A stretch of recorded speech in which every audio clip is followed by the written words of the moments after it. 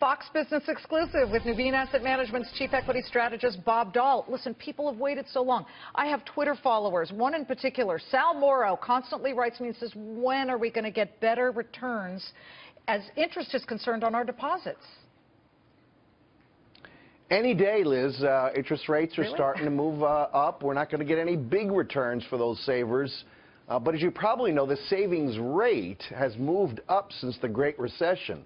Uncharacteristic of the U.S. consumer, having gotten their head handed to them in the Great Recession, said, I ain't never doing that again. And they actually had done some good savings. Of course, they haven't necessarily put it in a savings account that gets close to zero. They may have bought a stock or a bond or something like that. But we think the future is going to be a little better for those Passbook savers. Well, exactly. The Passbooks, you know, they may have increased the savings rate, but they haven't gotten rewarded for it. What are the signs we need to be looking for? We just put up a graphic, and I saw interest rates. We know the Fed is meeting. They may announce something on December 14th, and then we've got dividends. What should we be looking for in dividends?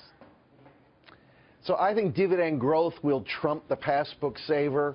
You got to find companies that are selling at reasonable prices that can give us double-digit dividend growth for a bunch of years. And I think that's going to be the sweet spot within the equity market for savers. And Bank of America, I saw, is on your list of stocks to buy. Do you think they'll really be a beneficiary if people start opening savings accounts again?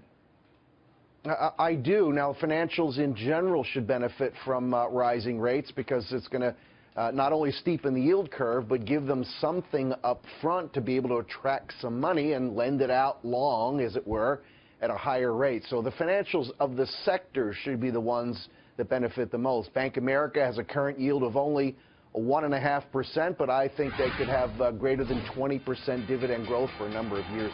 Interesting. It's great to get your perspective. Good to see you, Bob. Thank you so much. Thank you.